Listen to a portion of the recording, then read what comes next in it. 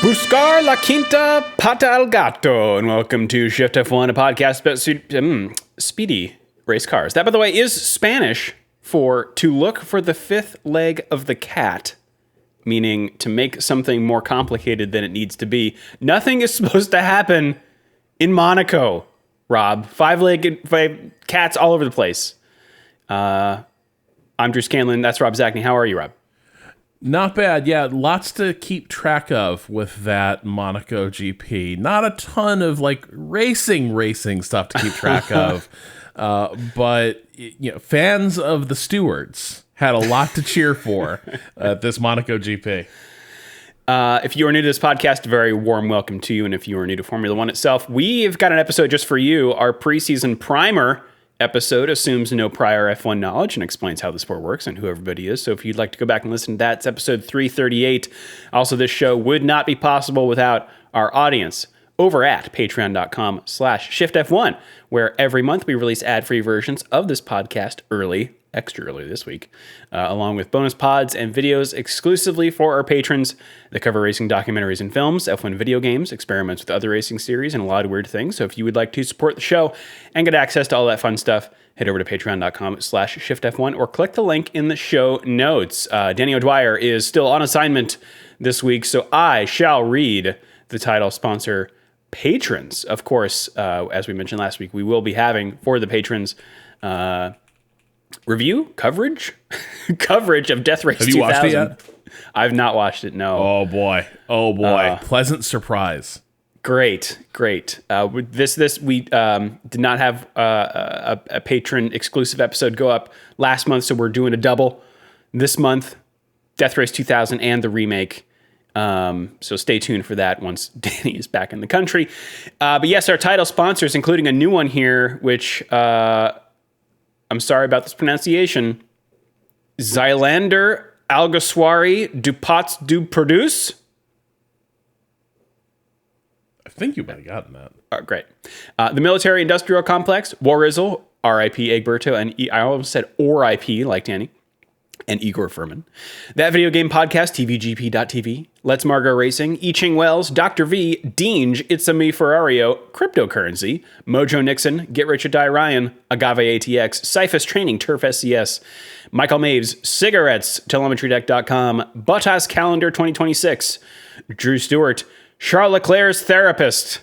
I guess you've got money to spend now. Bailey Foote, Abraham Getchell, E3 Mysteries, hashtag Money for Work, Snigs, Alex Goucher, Max Voltar Keyboards, Jeff Foster, Troy Stammer, William Rumpf, Lachlan the Maddened Man, and Samurai Love Story, and Jason Kelly. Whew, all right. Rob, this is going to be a bit of a weird show today. I, as mentioned in the last episode, am dealing with newborn twins. Danny is on another continent. You have prior commitments, so this is the only time this week that any two of us could record, and it's Monday, meaning that we will be missing any news that breaks in the next 24 hours. Honestly, what else is new? Kind of par for the course for this podcast. Pretty much guaranteed that's going to be an action-packed week in F1 Newsland. And number two, it means I also have not had time to prepare my play-by-play notes. So here's what we're going to do. I feel like this is a little unprofessional, but I'm going to pull up the F1 YouTube highlights to sort of jog my memory of what happened in this race, and we're just going to wing it kind of from there. I won't put it on screen or anything, so if you're just listening to the audio version, you're not going to miss anything. But yeah, we're gonna roll with this. Starting with the grid here, Rob. As we mentioned in the last episode, qualifying super important in Monaco because it is extraordinarily difficult to pass because it's so narrow. So where you qualify is a pretty good indicator about where you're going to finish. Maybe not this time, but usually. But on pole position with an emphatic time, Kimi Antonelli. He's hot, folks. In second, Max Verstappen.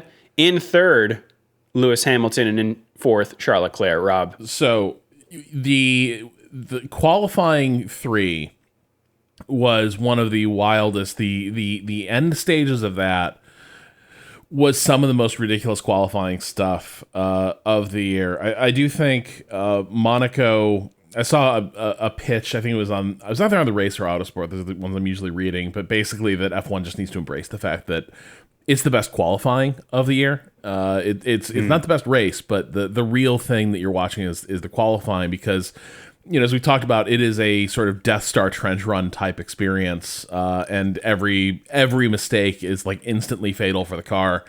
Yeah. And Q3 ended with a series of like people pulling times out of thin air within, like, I think at one point the difference between P1 and P2 was literally a thousandth of a second. Yes. And P4 was covered by like 0.025 seconds. Yeah. Right. So it was like that top 4. If you ever needed a demonstration of how ridiculous the execution level is at the top of the F1 grid, this was it. And Antonelli's lap was really good. And crucially, especially for a driver this young, he shows out when he needs to, right? That like he gets that. He has the best car this year. He needs to be on that pole. It is clear that like Russell doesn't have that in him. He doesn't have that like perfection.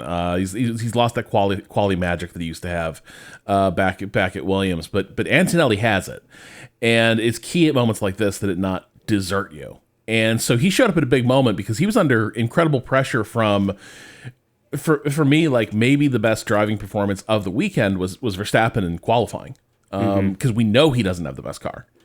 And he damn near took that pole from Antonelli. And so if you ever like need a demonstration of just like what is sort of the max X factor here, it's this. It's that he is a guy who can be, you know, arguably not even in the second best car, maybe the third, maybe the fourth best car on the grid, and be challenging for the pole at Monaco because he is just that good. Also, you know, the reports of Lewis Hamilton's death greatly exaggerated, I think, over the course of this Monaco weekend.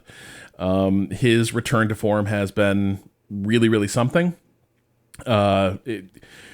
It's something people are less interested in talking about than him being with Kim Kardashian right now, which you got a lot of coverage of over the course of the weekend. But yeah, the tail end of Q3 was really, really incredible, as you just watched, drivers all within a knife's edge and really driving home just how, you know, there's the phrase like driving a car 10 tenths, right? Like getting maximum pace out of it.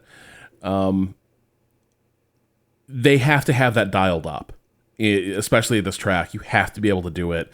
You can't just like run a bunch of laps and like hopefully get one good one out of it. You have to be able to do it again and again and again as the track evolves. And you got that this weekend, but also at the tail end of qualifying, in a bit of foreshadowing, you had that session running.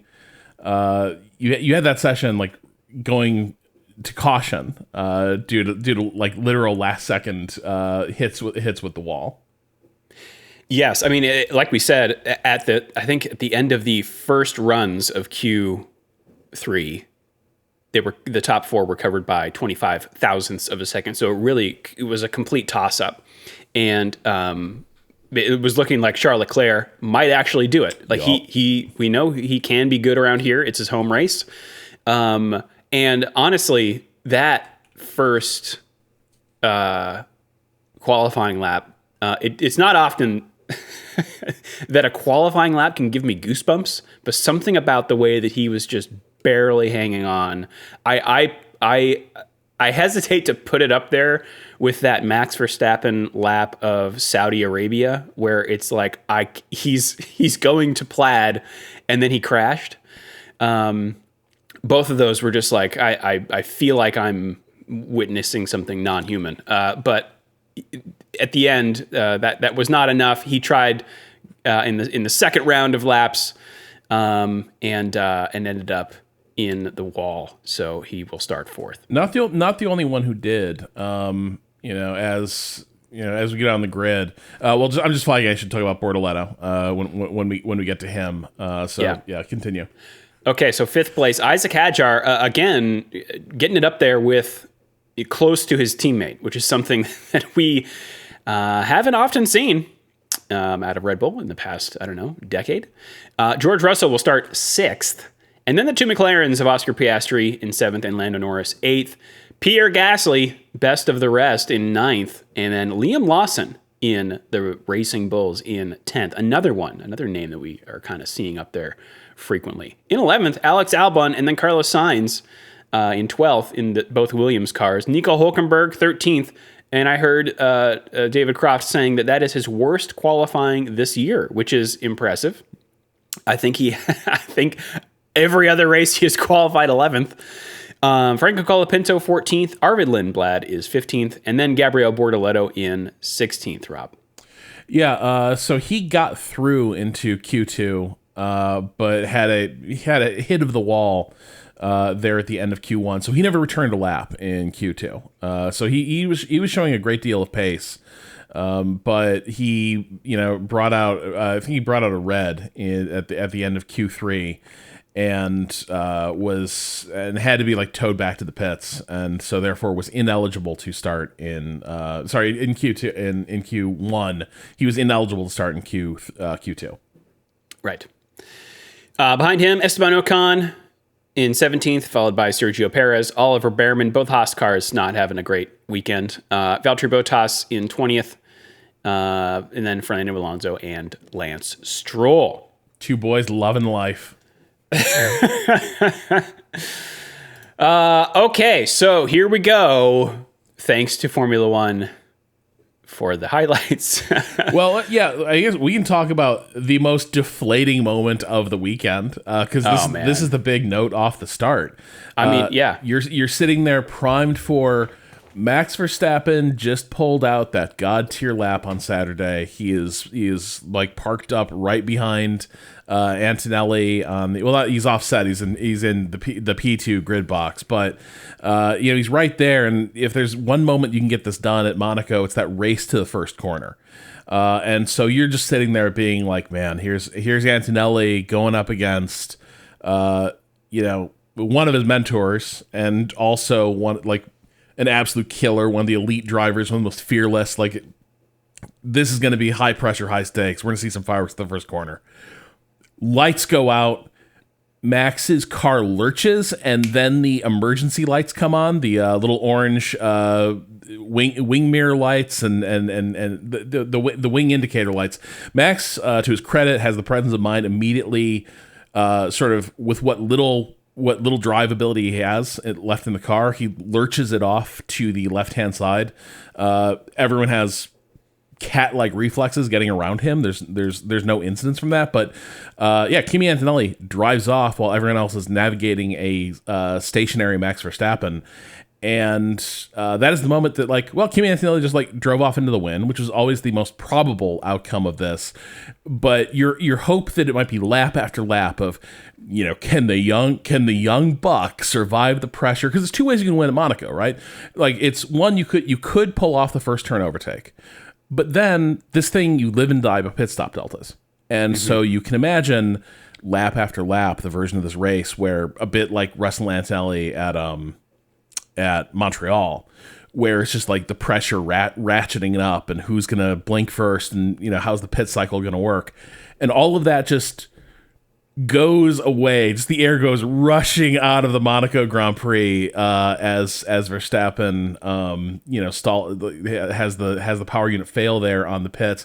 And in retrospect, there was maybe even the suggestion that he might have known something was wrong. He left the line very sluggishly for the formation lap, and the commentator's initial thought was he finding the clutch bite point and trying to get a feel for the grip in his grid box?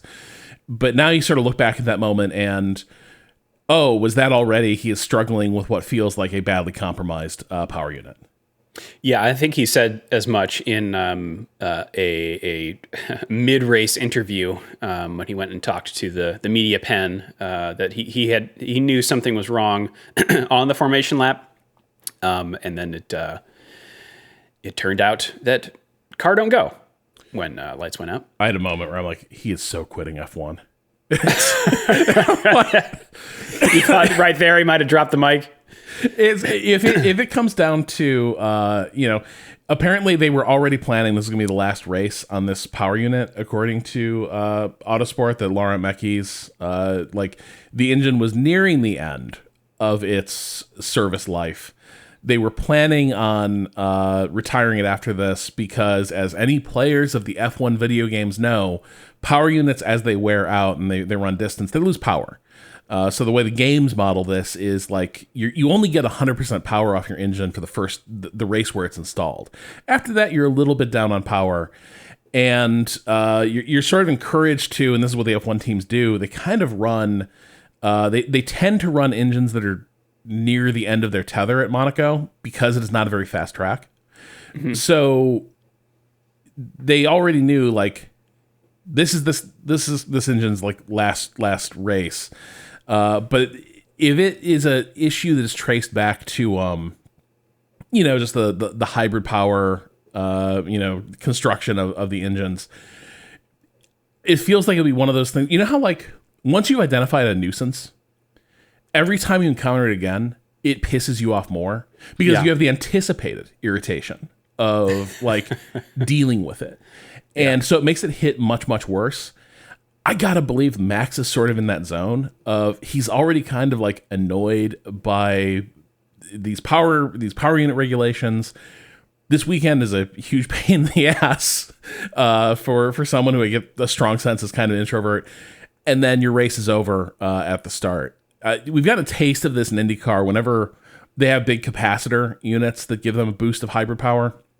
Whenever something happens with those, the drivers lose their shit in the interview after, where it's like, well, I guess engine broke because of a thing that we didn't want. The stupid hybrid they added to it that doesn't do anything. So I can easily imagine how Max would feel at the tail end of that. I was actually surprised. His interview was really very thorough and laid back. He was not heated at all. So, kind of unusual. Maybe he's given up. There's a little bit of that, Drew. Yeah. The other big move, I think, on the opening lap is so Lando Norris is trying to go around the outside of Oscar Piastri up ahead of him in turn 1, and then gets pinched, has to slow down to avoid hitting the wall. That compromises his momentum, which allows Pierre Gasly to steam by him up the hill. And then now we're into... Now we're into Drew watching YouTube.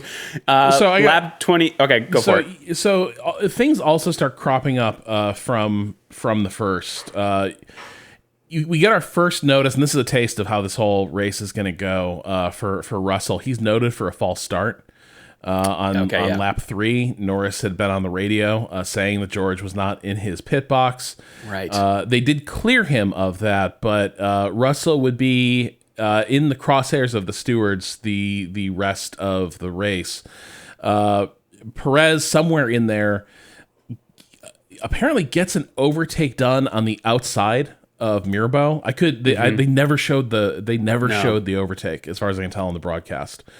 So maybe it's in the highlights, but so somewhere near the start of the race, Perez does what Perez does best, but also it's like he's like a Pokemon. Like, that's his move, is the pass around the outside. And if it works, if it's super effective, that's cool. If it's not, it's a tragedy. But here it kind of worked out. So he has a bit of heroics there at the start. And then it's around lap 20 where. And this sets up, I think, what you're about to see there on the highlights. Lap 20, Hadjar reports his power unit is way off the mark. That he is down on power, and he is not the most poised over the radio. His radio calls are everything's exaggerated because the surface at Monaco is really, really bumpy. So everyone's radio calls sound like Rebel pilots on the Death Star run, where it's like kind of this weird buzz as they are being bounced along the track surface. So Hajar sounds maybe a little exaggeratedly panicky, but also he just sounds legitimately panicky. He's calling the radio. He's calling on the radio, saying that his power unit is down, and he gets the response, okay, we're looking into it. And then he gets confirmation, oh, we see it, we're trying to fix it. And then a minute later you hear Hajar, fix it faster! Because on his tail is George Russell, whose car is not walking wounded. And so Russell is, as this duel goes on, or not really a duel, he's just trying to get around a slower car, there's 2 seconds off the pace. So Hajar is really compromised. And Russell is all over Hajar, and they keep having these close calls at the chicane, exiting the tunnel. And there's a moment where, Hajar cuts the chicane to stay ahead of Russell, and then continues on in front. No action taken. Russell complains about it on the radio. It's one of those things where I do kind of wish the stewards were faster for things like that, where it's this guy should not still be holding up traffic if he's cutting the chicane. But either way, they let that one go. Maybe they didn't decide he gained a sufficient advantage. But it is a long, close race as Hajar is just trying to hang on to that position while Red Bull is trying to do something from the pit lane to figure out settings they can bounce or something to fix that power unit issue. The other thing that's looming in all this is they're being caught by a lot of traffic as this goes on, and Hajar, his race begins to impact Liam Lawson's if this goes on.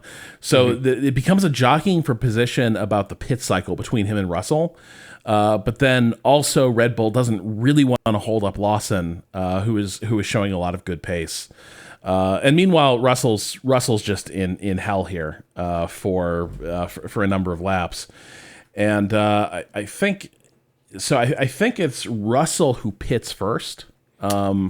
Let's take a quick break, and then we will come back to the pits. So the first pit I'm seeing here is lap 29. Hamilton comes into the pits, and is this the first of our speeding penalties? It is. The story of the weekend is pit lane speeding violations. And it becomes super relevant here. So Hamilton gets the 5-second penalty for pit lane speeding.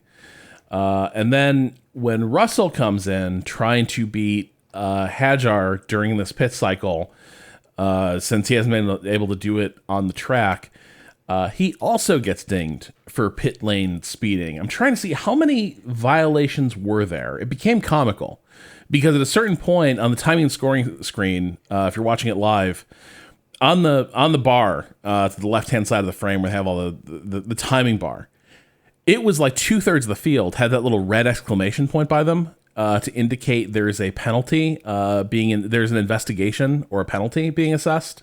I'm seeing a total of 6. RaceFans.net has a great...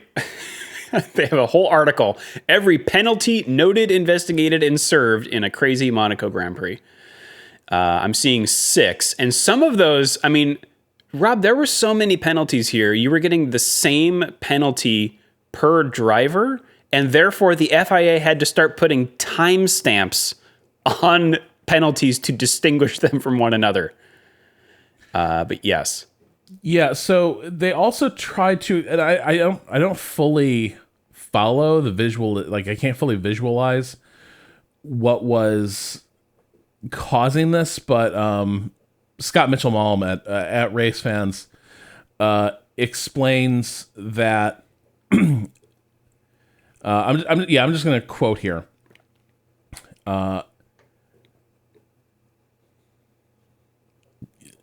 Albon was warned late in the Grand Prix that several drivers were getting penalties, and it was related to cutting the line around the Cadillac area.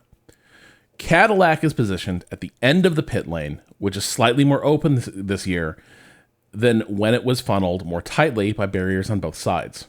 This seems to have invited drivers to cut the white line that denotes the fast lane, which is done at both ends of the pit here.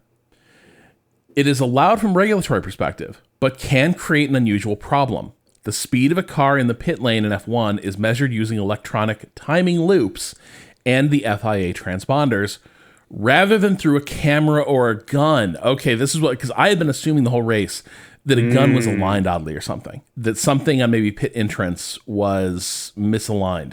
Okay, so they're using timing loops and transponders. The car, going back to the quoting, the car will pass over multiple loops in the pit lane, and then the system calculates its speed based on the time taken to travel that distance. The thing all drivers live in fear of with fast pass tolling is that at some point they'll figure out how fast you travel between those two tollways and realize that, that doesn't add up if you're observing the speed limit. Well, apparently that's what's happening here. As the fast lane is used to calculate the pit lane distance, even a marginally too aggressive cut of the line would shorten it. So a car traveling at exactly 60 kilometers an hour would complete the distance slightly too quickly for how it should be measured and be very fractionally over the speed limit, hence the tiny margins seen in practice. It is understood that this was discussed between teams and the FIA during the weekend, and some drivers were even warned before the race to be careful of their positioning down the pit lane. Wow. Yes. Okay, so the limiter would not save you if you took the line that you just ended up shaving enough distance off your path down the pit lane that you picked up a penalty. And so, okay, the penalties were a little ridiculous. I do feel like if they were briefed on it and warned about this, that changed my feeling about the penalties a little bit, because again, like the driver's briefings are supposed to flag things exactly like this. And so, yes, usually the driver's just going to rely on the pit lane speed limiter to keep them safe from the rules perspective, but they didn't. Yeah, and this became, an obvious problem during the race, and then one would imagine, and in fact, RaceFans does have a confirmation that Pierre Gasly, for example, was told even to undershoot it, and still he was one that had 2 speeding in the pit lane infractions, and Alpine has apparently requested a right of review for the second, which we will get to because it impacted the end of the race. But yes, back to lap 32 here is when Russell finally does pit. He still stuck behind Hadjar, who, as you mentioned, Rob, because of his engine troubles, his gap to... He was in 4th, and his gap to Hamilton in 3rd at this stage was 17 seconds, but it had been over 20 at other parts of the race. And therefore, the gap from Lawson in 9th to Norris, who was ahead of him, was shrinking. And therefore, they didn't want that to back Norris into Lawson. And so... Russell pits on lap 32 from 5th place, puts on hard tires. Did he get a speeding? He did. So he's already doomed. Like this is unbeknownst to him, even though he gets his undercut works. Yeah, and so he just barely beats Hadjar out of the pits when Hadjar stops. It's a really stops close a lap thing. later. Yeah, and then. But Russell's fate is already sealed, effectively. But it's going to take one other thing to go horribly wrong for him to truly truly seal his fate. But yes, he picked up the pit lane speeding violation, as well as I think he had gotten noted for maybe crossing the white line at pit exit. But he when they reviewed the footage, I guess he was found in the clear on that. So a series of near misses there for him, but he does get tagged with the with the speeding violation. Yes. Next up in the highlight reel, lap 45 is Russell going past a slowing Lando Norris. This is another one, Rob, that was, tough to take for McLaren on their 100th Grand Prix weekend. That's 2 retirements due to technical problems for Norris in a row.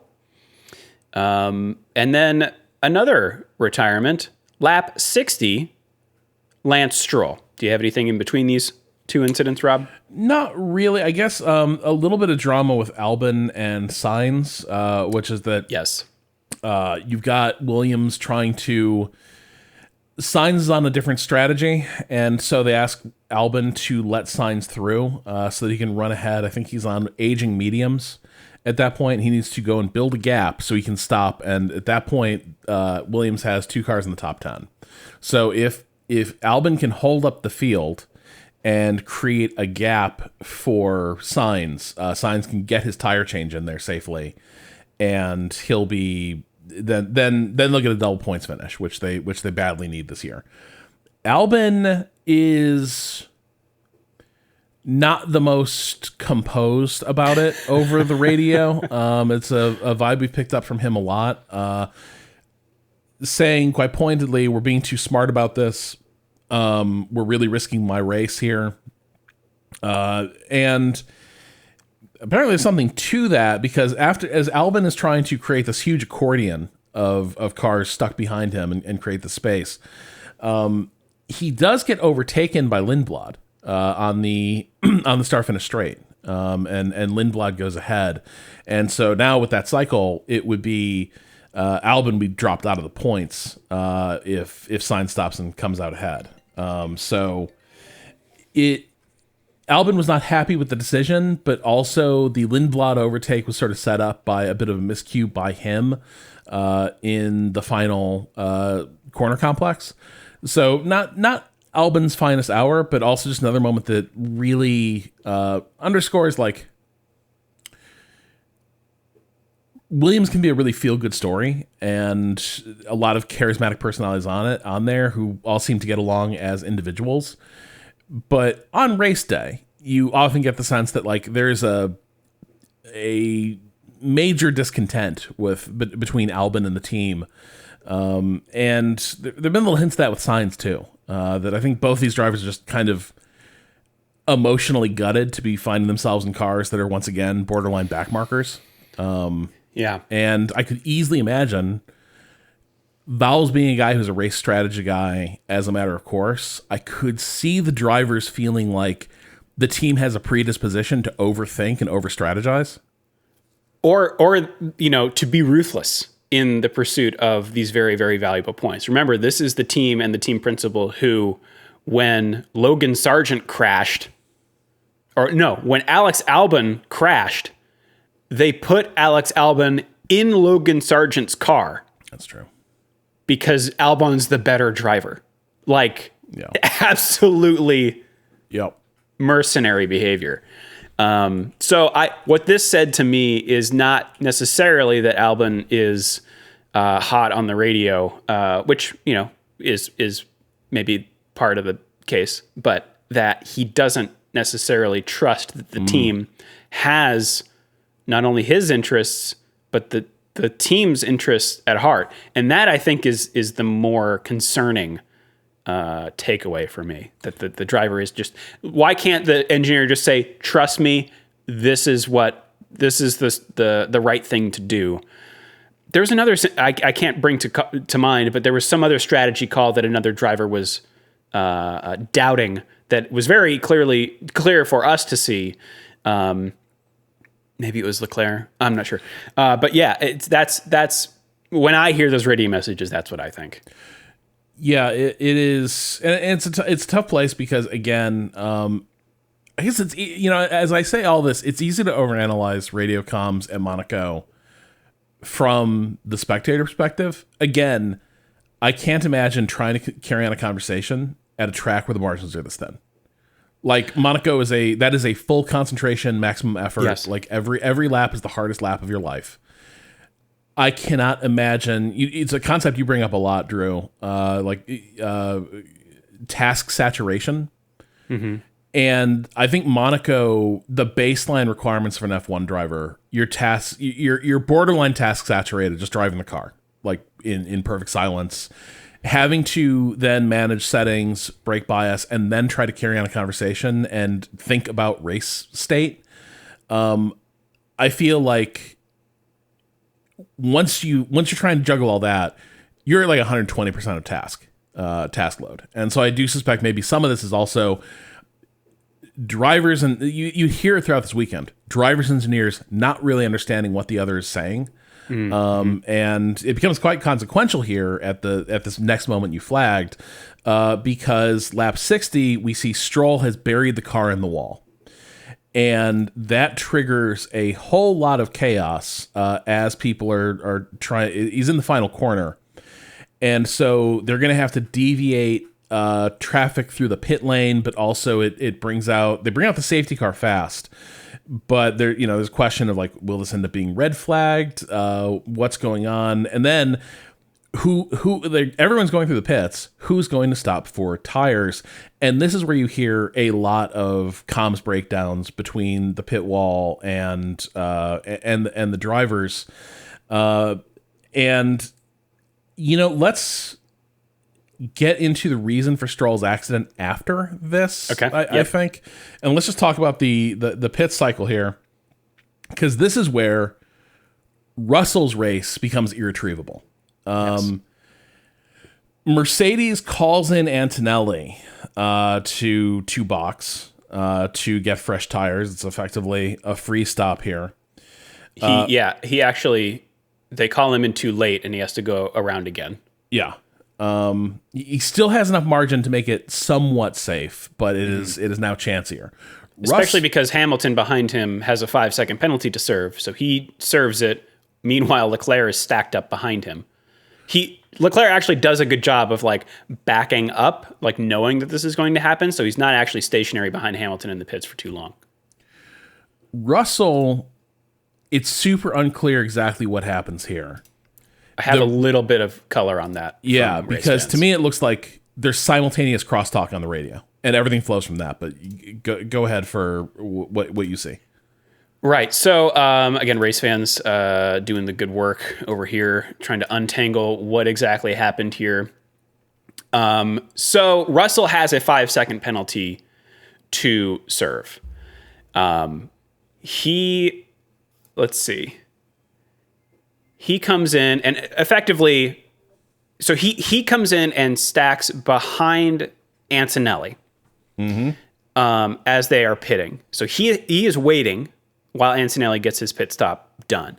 Then he moves up into his pit box and the crew attacks his car and changes his tires. They do not wait 5 seconds before they do so. The right front crew hesitates. Yes. Brundle notes that on the video, that one tire crew out of the whole set seems to realize that they should not be doing this.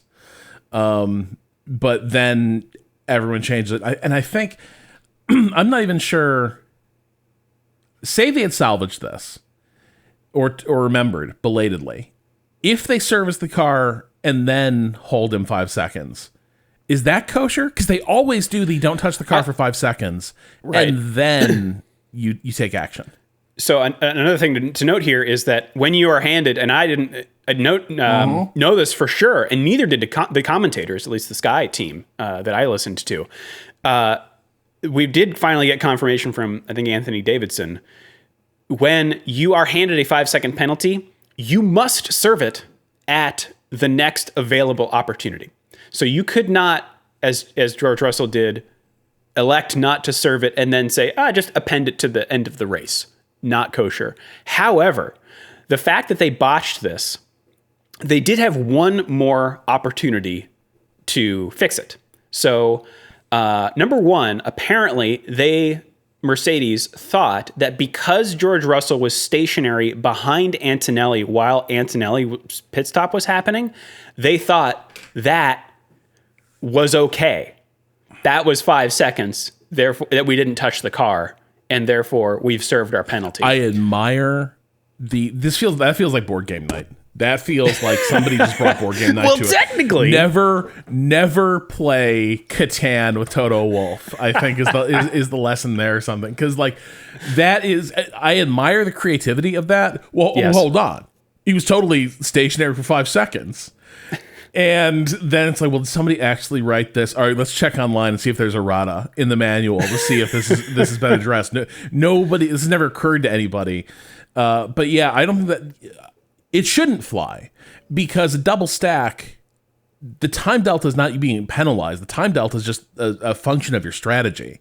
That's why you're stationary, is you're double stacking. You can't count that against the penalty. But it's creative to try.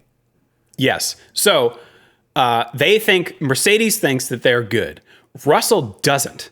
And he's like, if he proposes the idea because of where Stroll crashed, the cars are now going through the pit lane behind the safety car. So Russell's like, well, why don't I just pull over, serve my 5-second penalty At the end of the pits?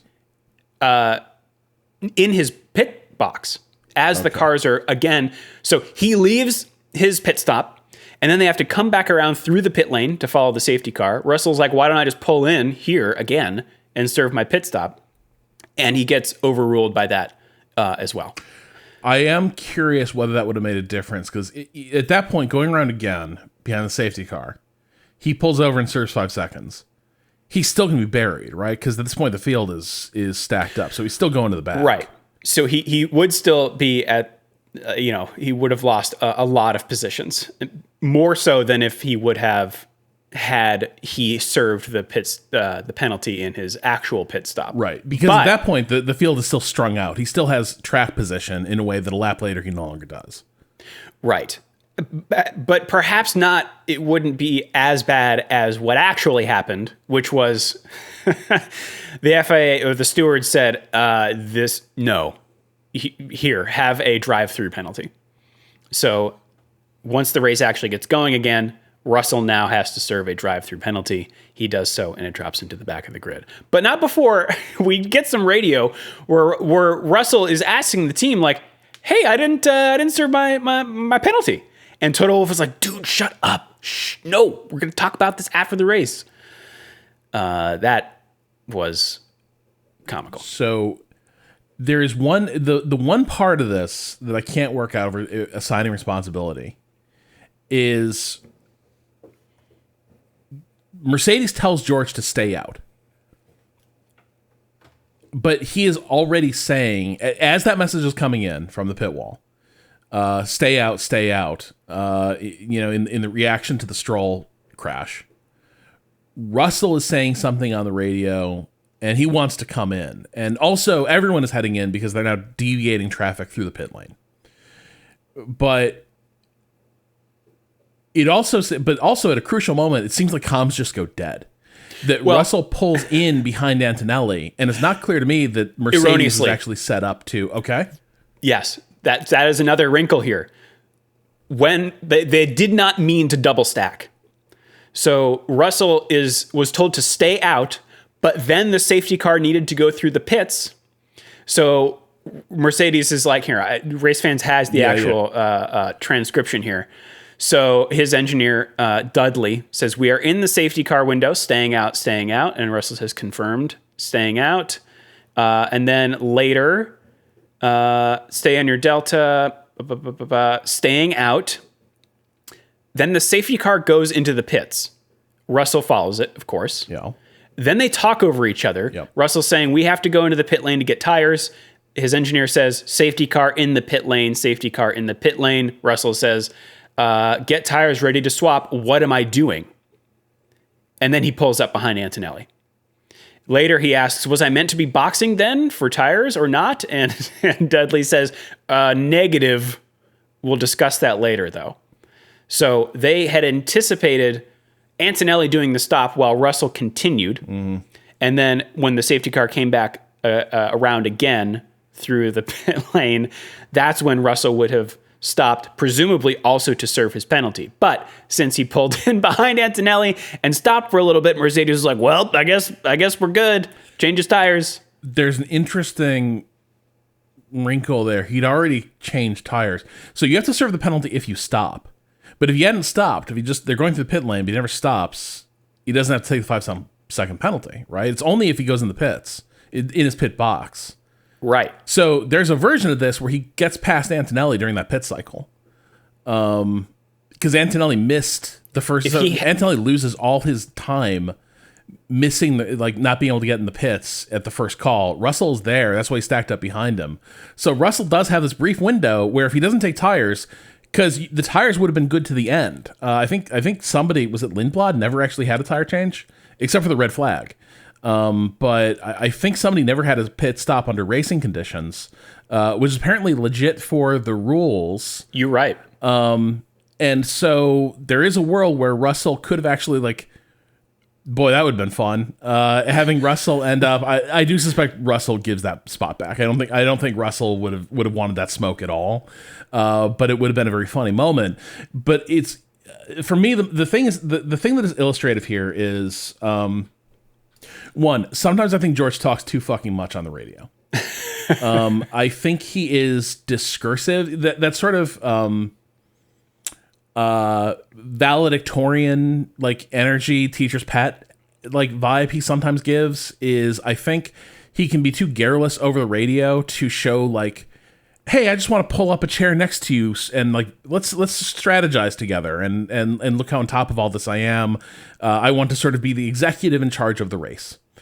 And I think sometimes there's moments where it's no, you just need to be quiet and wait to be told what to do. And I think here, this is that moment of if there's not crosstalk, if he's just sort of waiting to receive command, I think some of the issues are cleaned up. On the other hand, it is undeniable that Mercedes fucks up all the time around Russell. And again, these are the which came first, chicken or the egg type situations of, does Russell over communicate with that pit wall because he's not entirely confident that they know what is going on, or that they are paying close attention to his race? Witness the fact that, okay, maybe he shouldn't have stopped, and Mercedes was caught flat-footed by that. Nobody at Mercedes was and put the word out to the pit crew that hey, next time you see Russell's car, you have to hold 5 seconds. You got a penalty. That is not on George. When they serviced his car and released him, that is a thing that Mercedes was supposed to make sure that that 5-second penalty doesn't become a catastrophic one. And Mercedes blew that. And were they caught flat-footed because there's a miscommunication between George and the pit wall? Yeah, it certainly seems like it. George seems like he wasn't sure what he was supposed to do at that moment and kind of guessed wrong and left his team in the lurch. But on the other hand, kind of yet again, Mercedes misplays the situation and, snatches disaster from the jaws of a setback. Yeah. We're going to get to the reason this all kicked off, the reason for Stroll's crash in a second, but let's do the restart here. Antonelli's colossal lead was eliminated by the safety car. So now Hamilton is breathing down his neck on the restart. But Antonelli does a great job at the restart and stays comfortably ahead. But then immediately, it was yellow flag. It's so sad because, all right, Antonelli, Hamilton, Leclerc, restart. Here we go. Oh, only Antonelli and Hamilton have come around this corner. Yellow flag. What has happened to Charles Leclerc? Rob. He's in the wall at the Stroll zone. Mm-hmm. And what they find on the replay is that with the Stroll incident, it had looked like he was a bit wide in the final corner and got onto marbles, and the car just straight up didn't turn, and he goes into the wall. On the restart, when he's still basically under safety car pace, Leclerc has the exact same issue happen. The car is wide through that final corner and then just goes straight into the wall at the exact same point. But on the replay, Brundle notes at that point, I don't know when they got onto it on F1 TV, but on the replay, Brundle realizes, hey, wait a second, is that a pothole? Basically, that is not. That what is out there is a huge bit of track abrasion. So at the outside left of the final corner, there's a huge, big black square tarmac patch on the road. Like you find in any city, right? Like a huge bit of freshly poured asphalt to like level things off. And the track is full of these. It looks very tight in most places, but in the center of it, it almost looks like a divot left by a golf club, right? Like a huge bit of track has been abraded and is crumbling apart the way asphalt does, right? When you see like that black top fall apart, it falls apart in chunks. It doesn't like skim away. It just comes up in chunks. And then they pull up the Stroll incident and they realized it wasn't marbles that Stroll hit. It was big chunks of asphalt that like got under the car. And so what was happening for Stroll and then happened to Leclerc is that you had the left-hand side of the car hit this pothole where effectively you have no grip. And then it totally unbalances the car. And then you bounce back up onto the tarmac, but you still can't make full contact with the road surface because there's huge chunks of roadway under your tire. And so now you're just kind of a passenger, that there's just not enough, the car is skidding and there's not enough grip to actually get the turn through. And so two drivers, the exact same incident happens, and now you have this clear sign the road surface is not okay. And so they red flag the race so that they can go assess what they're going to do about this, which gives us a great moment of like, various dads and uncles of Monaco heading out to the dads and uncles of Monaco, volunteering at the race, heading out there to like sort of stare at the tarmac, kick it with their feet a little bit. A street sweeper comes by. There's nothing they can do. They can't there's only like 10 laps left in this race or so. So they're not going to pour fresh asphalt in here. You don't have time for that. So it becomes they're red flagging the race, and they're just gonna have to tell the drivers, be wary of that. Now, so with Stroll, it's interesting actually. Both drivers, Leclerc and Stroll, not having the best time. Stroll also seemed to come out of it like, fighting with the car the whole weekend. Not surprised it ended up this way. But Leclerc, the second his car hit the wall, he was on the radio. Actually, even before that, when Stroll went into the wall, Leclerc was on the radio complaining at the Ferrari pit wall about like their strategy. He didn't understand what they were doing. And then when the car ended up in the wall, he gets on the radio and says, "I'm not even taking the blame for this. This isn't on me. I told you." And then in the lengthy red flag, they get a chance to interview Leclerc, and he just unloads on the team effectively. A speech basically out of The Godfather, right? Where he's like, "I am always very honest. I am the first person to hold myself to account. I'm the first person to blame myself when I have truly made a mistake. But in exchange for that, I am also, I'm not going to hesitate to call out, other people's mistakes. I'm not going to pretend that, this has not happened." And so then he just like goes off on the team, where the interviewer basically said like, "Hey, that rough that you hit that pothole, right? That nothing you could do." And he was like, "It wasn't that. It was the brakes. This whole weekend I've been saying the brakes."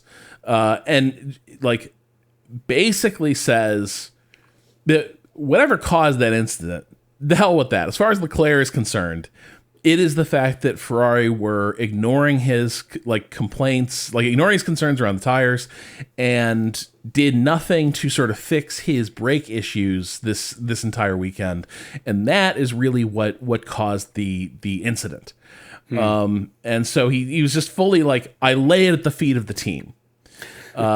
And then the only crack of optimism, daylight he left there was basically, well, at least we know now we just need to follow Lewis's spec. He was like, we were doing something different than Lewis. You can see it's worked out really well for Lewis. We need to stop doing what we are doing, and hopefully we will just sort of match what Lewis's side of the garage is doing and move on from there. But it was the another entry in our growing genre of Leclerc feeling like he is mentally and emotionally broken by Ferrari. Very, very good bit.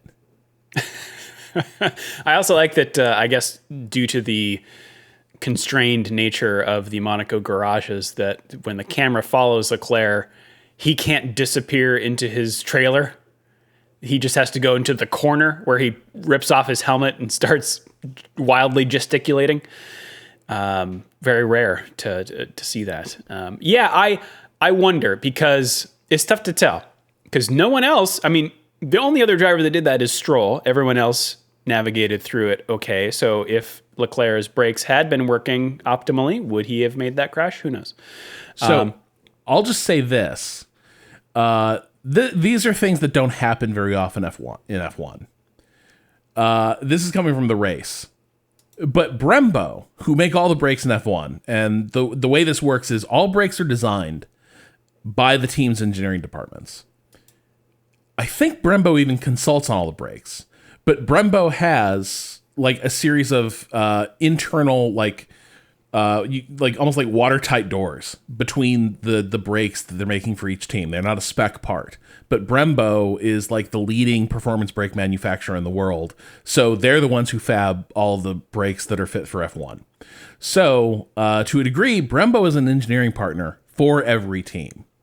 So Leclerc saying that it was the brakes that, as soon as the safety car was out there, 3 of the 4 brakes on his car stopped working. Brembo came out and said Brembo Group is really surprised by the statements made by Charles Leclerc after F1's Monaco Grand Prix. The partnership between Brembo and Scuderia Ferrari has continued for more than 50 years and also extends to other brands within the group, including AP Racing, clutches, and Öhlins dampers, confirming the strength and breadth of this long-standing collaboration. At present, the company does not know the causes of the issues experienced by Charles Leclerc, and therefore considers it premature to draw definitive technical conclusions before the available data has been analyzed. In such cases as this, it is necessary to examine the telemetry together with the team's engineers in order to accurately determine the origin of the incident. Again, these statements aren't usual. That's like so much boilerplate, but also it's rare that Brembo or a parts supplier like that feels moved to come out and be like, hey, don't look at us just yet. Like, we don't know what's going on. And I think they're looking at the same thing you are, Drew, which is, yeah, but the same thing happened to Stroll. Like, it's so clear what happened is the car hit a bad patch of tarmac and then slid off. But, Leclerc was out there in front of a microphone saying, no, that was a coincidence next to the real problem, which was these shitty brakes. Well, we eventually get going again. Standing start. Antonelli again leads off the line from Lewis Hamilton. Behind him is George Russell in third spot for now. And then Isaac Hadjar, who is still dealing with those engine power unit problems, allowing Pierre Gasly to challenge him around the outside of turn 1 and get into 4th place. This is lap 71, 7 laps to go. And Hadjar also under investigation at that point for, oh boy, what is it at this point? Let me consult the RaceFans article. That, I think, was the red flag infringement, which usually means that the team has worked on the car in an illegal way during the red flag. So that's a big question mark hanging over this race. Gasly also working on his second 5-second penalty for speeding in the pit lane, and Russell on that drive-through penalty for not serving his initial 5-second penalty. But we head into the hairpin, and this is where things continued to go bad for the Williams team. They have actually their gambit to get both cars in the points had worked. Albon now back ahead of Sainz in 9th place with Sainz in 10th, but going through the hairpin, it is real tight. Cars are side by side, and Nico Hülkenberg just clips the back of Carlos Sainz, who bumps into the wall but keeps going, and then is tagged by Franco Colapinto and spun around. And at this point, he just drives into a runoff and retires from the race. Colapinto is handed, here we go, in real time, a penalty for... no, he is under investigation for causing a collision with Carlos Sainz, but that is eventually cleared. Nice. Yep.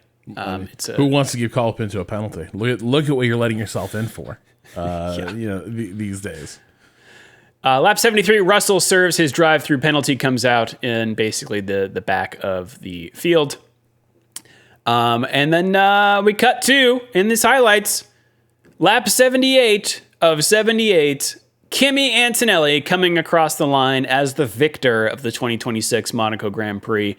Hamilton in second, and then as on track, Pierre Gasly in third, but because Isaac Hadjar was within 5 seconds, Gasly drops down, and Hadjar gets third place. He, as I said, is cleared. Hadjar is of his red flag infringement, so he keeps that third place. Oh gosh. Let me run down the actual finishing order here. As I said, Kimi Antonelli in first. And guys, I think Antonelli might be good. Your thoughts, Rob? Seems very, very good. Lewis Hamilton in second. Isaac Hadjar third. Oscar Piastri will come home in fourth. Really a salvage, I think, for McLaren this weekend. Liam Lawson finishes fifth. And behind him, his Racing Bulls teammate, Arvid Lindblad, incredible, as you said, Rob, did not pit until he changed his tires on during the red flag. Pierre Gasly ended up seventh after his 5-second penalty. Alex Albon comes home eighth. Ended up with some decent points for Williams. Esteban Ocon in the Haas is ninth. And remember, he started 17th in Monaco. Pretty amazing. Poor Sergio Perez had finished in 10th, which would have meant the very first points for the Cadillac team. But he was apparently out of position. Again, this is another one that they had to timestamp because he was out of position at the start once before. But at the restart, and this earned him a 10-second penalty, dropping him out of the points. He was then replaced by the other pointless team, Aston Martin, with Fernando Alonso. So they now have 1 point. Gabriel Bortoleto comes home 11th. George Russell 12th. Nico Hülkenberg 13th. Franco Colapinto is 14th. And then Sergio Perez in 15th. And Carlos Sainz classified as 16th, but I do not believe he crossed the line. Whew! But just to recap here, Colapinto got 5 seconds for speeding in the pit lane. Gasly, he got 2 5-second penalties for speeding in the pit lane. Hülkenberg received a 10-second penalty for causing that collision with Sainz, and Perez that 10-second penalty for a false start. Wow. A crazy Monaco Grand Prix. Again, I will put a link in the show notes to that Russell back and forth with his team and a collation of every penalty served and handed down in Monaco, both from RaceFans. Anything you'd like to note about the Monaco Grand Prix before we get to the news, Rob? Yeah, just 2 small things. One, Fred Vasseur during that race weekend was missed qualifying day, I think it was, to head in for medical checks for something. So I assume it was something somewhat urgent to cause him to miss an important day at Monaco. But he was back on Sunday. Looks fine. Doesn't seem like there's any sort of consequences. But hoping everything's good with him. He's a big personality, and we would hate for someone to be sort of overcome or let down by their body over the course of this season. The other thing is, when you're doing roundups of the celebrities at F1 at racing events and everything, look who all is here. You need to show Patrick Dempsey. We know Patrick Dempsey is there. Patrick Dempsey doesn't. Patrick Dempsey just lives at the track. He's going to be there no matter what. Patrick Dempsey would be there if he wasn't Patrick Dempsey.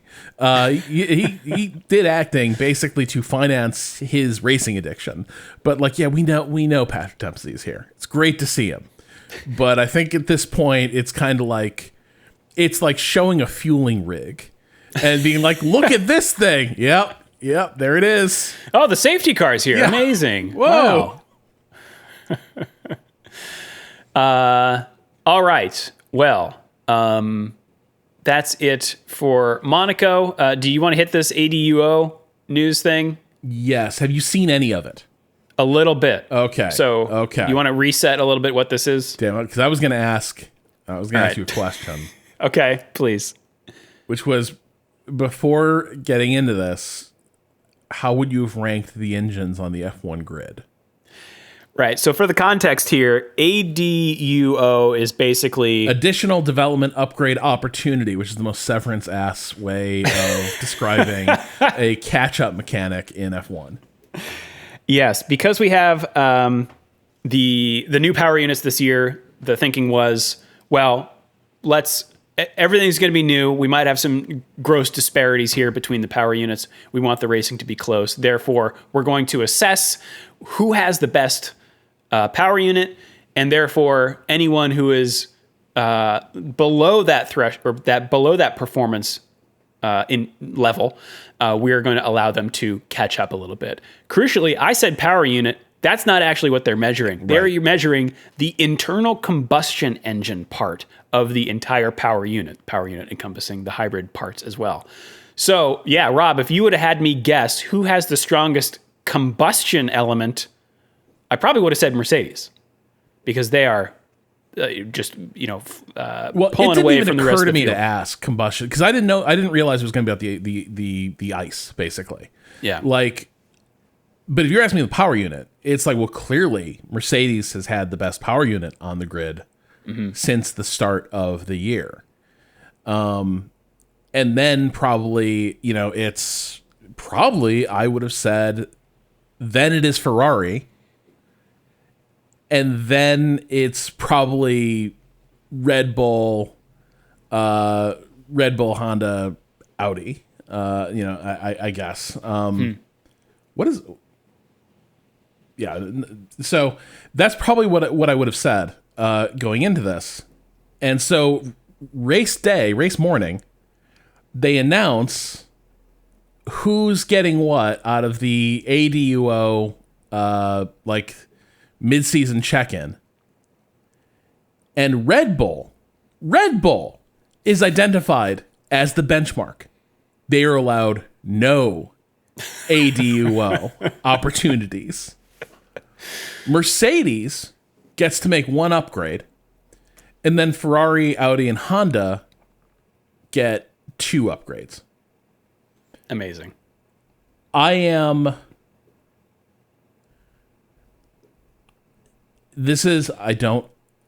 not an engineer.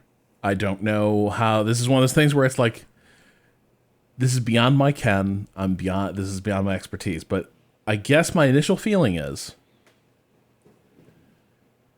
we treat the power unit. We're even discouraged from saying engine anymore, right? That it is the whole power unit. It is a system. It is multiple elements, but taken together, that is what supplies power in the F1 car. The notion that you would only analyze Like 1/3 of that entire package. Not in terms of power per se, but like, in terms of like the overall, mechanical share of what's going on.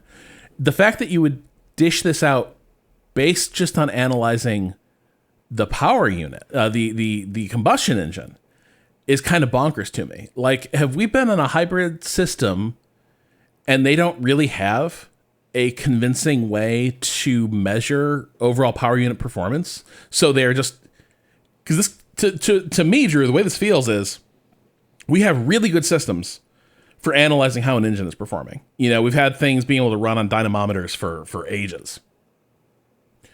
But moving to this hybrid world that F1 is at, that no longer tells you the story. It almost feels like, well, hang on, we have a perfectly good ruler right here, and so we're going to use that, even though that is no longer the relevant measurement, right? That we're using a ruler and we're supposed to be taking a volume measurement is kind of how it feels. So I'm kind of perplexed by this, that we're this far, because yes, this is a new engine spec, but turbo hybrid is not. We've been in turbo hybrid land for a decade now. So I'm kind of baffled. It's one of the most, like, in NFL terms, if this was football, this is like the Patriots, right? This is the, like, how the fuck does Mercedes get an upgrade out of this? Yeah. Yep. The FIA works in mysterious ways, I guess, is all I can say. Yeah, hang on. There's one last thing to that last thing I was saying about ADUO. So apparently, like, they kind of knew this was not going to be a popular outcome, but Nick Timbazis pointed out the FIA did propose a more holistic approach to measuring engine performance. The manufacturers shot it down. Now crucially, he says the car makers, and I don't entirely know, does he mean like the corporate stakeholders like Ford, Honda, Audi? Is it them, or was it the teams? Usually when they say the team shot something down, that's who they mean. But if it was the car makers who all this was like built around, then this really does highlight the degree to which the wheels are coming off this spec, because all of this was engineered to sort of satisfy the car makers, and this is sort of the spec they wanted. And then if they were also the ones to veto the thing that would have allowed a more holistic analysis that was going to be crucial for letting their partner teams catch up, Jesus, that is bad news for the relationship between the teams and their engine manufacturers, and it is bad news for like how this entire spec has been managed. Yeah, but I get it, right? Because you don't want, if you are an internal combustion engine manufacturer, you want to be judged on your merits, not by you don't want a team that's not you maybe botching the execution of the rest of the power unit, right? So, but yeah, in this case, maybe it has backfired. All right, Spain, Rob, let's talk about it. Yeah. So this has been a sort of standby on the F1 circuit. It is it is in every racing game. If you've played any sort of racing game in the last like 15 years, you know this circuit. You've been on it. It is also a famous MotoGP track, scene of some of the most iconic MotoGP races, in history, and maybe not as successful a F1 facility. It is not generated quite the same level of drama as it has in MotoGP. They amended the track a few years ago to try and spice things up and sort of make for a more dynamic final sector. That appeared to not accomplish a whole lot, but this is also a track that is nearing the tail end of its tenure as like a standby on the F1 calendar. I think from here it might be moving into a alternating role with some of the other classic tracks, but with the Madring, I think. Okay, so Is that right? I Or is can't remember. I can't remember if Madrid Madrid was going to be like there every year, and then Catalunya will be cycling between some other. With Spa maybe. Yeah. The F1 doing a lot of things to like. F1 wants to be racing, wants to have destination races as much as possible, like in cities. That is the direction they want the sport to go. And they kind of resent the classic purpose-built like racing facilities, and they're trying to move those to a sort of supporting role. And Catalunya is the latest to fall victim to this, but it is a famous, well-known track. As far as how it tends to go for F1, you get a lot of action. It's got a very long like runway scale. Main straight, long run down to turn 1 and 2, where you see a ton of action through. It's a right and then a left-hander where it's they're still relatively fast, but you're braking so hard coming off that long straight that it tends to feel very slow. But they're wide. It's a wide corner complex. A lot of space for people to run off if they get it wrong, and a lot of space to try to navigate two cars side by side through the whole thing, and that will set you up for a long sweeping right-hander for turn 3 that feeds you into the more twisting and technical downhill second sector. Where you sort of head into the infield of the circuit, and you get a lot of really tight corners and almost like microscopic straights before you head back down to turn 10, the sharpest corner on the race. It is a sharper corner, I think, than circuit maps tend to indicate. The way the drivers tend to attack it is a fairly sharp hairpin.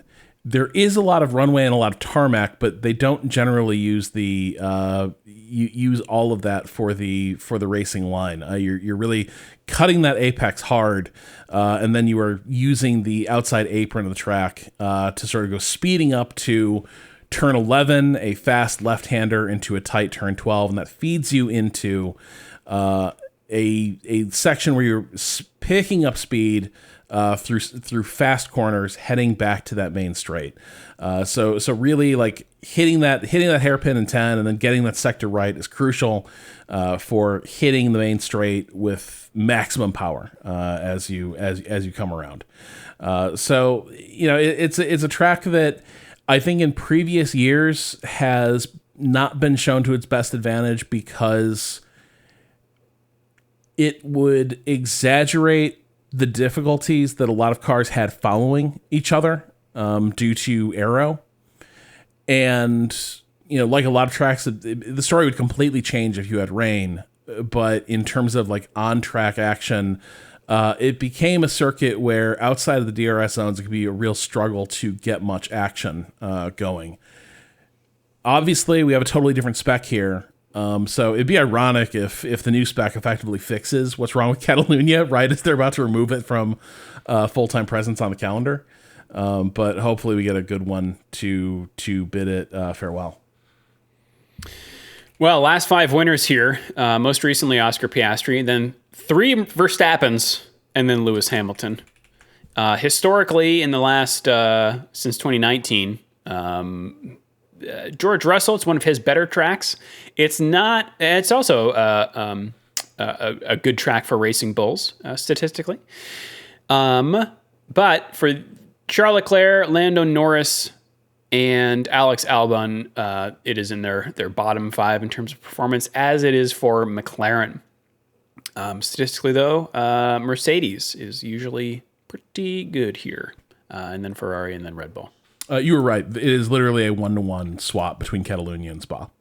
Okay. So 2032 is when that swapping arrangement, that's the last year we know of it. But from here, they're going to be alternating, which I'd be pissed if I was Spa too, because they sunk a ton of money into circuit upgrades. But I tend not to be. We all remember what happens when F1 starts swapping circuits. That is hell's waiting room. Think about how swapping venues for the German Grand Prix was the harbinger of there being no more German Grand Prix. Yeah. My own personal ratings for this race have not been very high. I've rated it a 2 out of 4 the last 3 years, and the year before that was a 3. But hey, seems like if Monaco could be chaos, why not Spain? So we got a sprint this weekend? No. All right.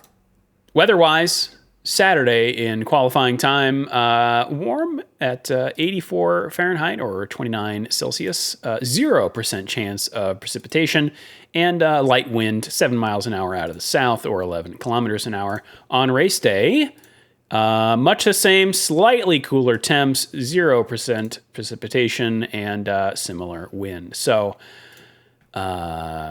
just standard weather.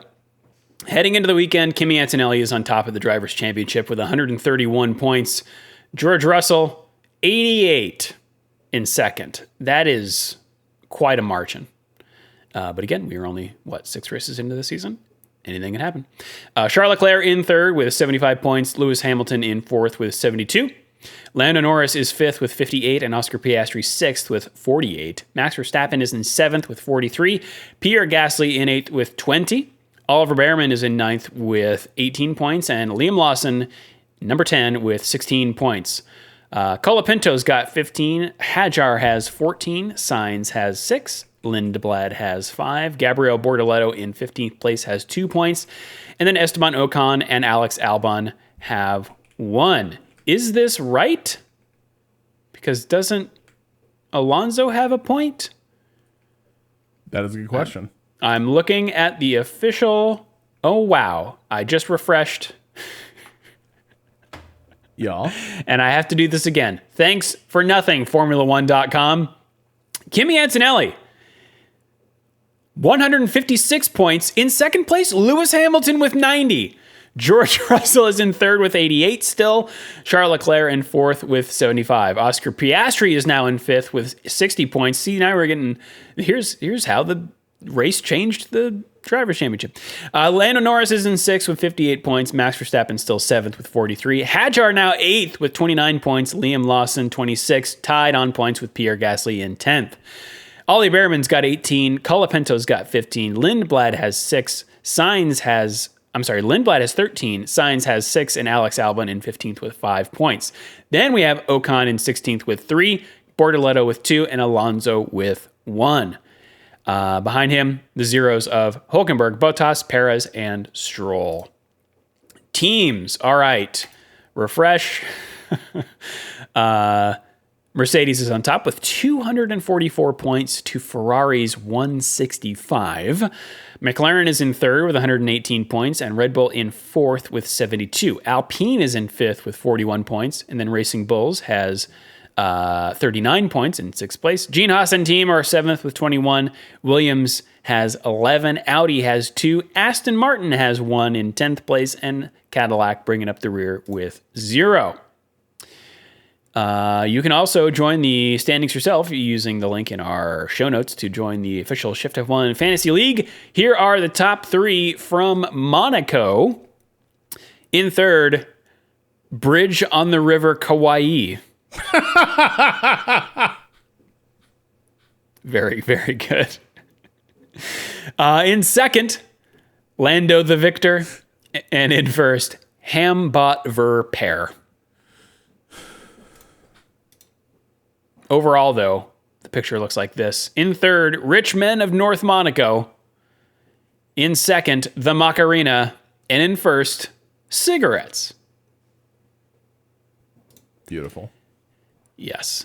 You can send us an email if you like, shiftf1podcast@gmail.com, or go to f1.cool/emails. You can also hit us up on the socials. That is up around the internet. Now let's take it around the world of racing. Rob, this weekend, the 24 Hours of Le Mans at Circuit La Sarthe in Le Mans, France. Catch it. The World Superbike Championship is at Misano World Circuit Marco Simoncelli in Rimini, Italy. Formula 2 and Formula 3 will be supporting Formula 1 at the Circuit de Barcelona-Catalunya. The NASCAR O'Reilly Auto Parts Series is in Pocono in Long Pond, Pennsylvania for the Miller Tech Battery 250 presented by KOA. We've got the NHRA in Bristol, the Bristol Dragway in Bristol, Tennessee for the Super Grip Thunder Valley Nationals. And we got NASCAR also at the Tricky Triangle in Pocono for the Great American Getaway 400 presented by Visit PA. Sorry. You said, yes. Oh, Tricky Triangle. Yeah. Okay. I thought you said Turkey Triangle. And so I was like imagining a Bermuda Triangle like situation for like poultry. That this clarifies a lot for me. Thank you. You ever seen a turkey in Pocono? True. I have not. And Formula 1, maybe you've heard of it, kicks off this weekend, Friday, June 12th, Free Practice 1, 7:30 a.m. Eastern Time, followed by Free Practice 2 at 11 a.m. Saturday, June 13th, Free Practice 3 starts at 6:30 a.m. Eastern, followed by qualifying at 10 a.m. But the race, everyone, Sunday, June 14th at 9 a.m. Eastern. Not on ESPN. On Apple TV. Okay. We did it, Rob. We made it through the pod. Thank you for rearranging your schedule. Hey, thank you for rearranging yours. All good. Everyone working together to make it happen. That's right. Danny, definitely back, barring some flight mishaps in the States. Yeah, look forward to that Spanish Grand Prix. If you'd like to support the show, and well, I'm sorry. Final thoughts, Rob. Here after Monaco ahead of Spain. I yearn for the grimoire. Yes, Danny will be back with more news from history. If you'd like to support the show and get access to all of our bonus episodes, the early ad-free version of the podcast, and the official Shift+F1 Discord, you can do so over at patreon.com/ShiftF1. Have a good race weekend, everyone. We will see you all next week. Meow.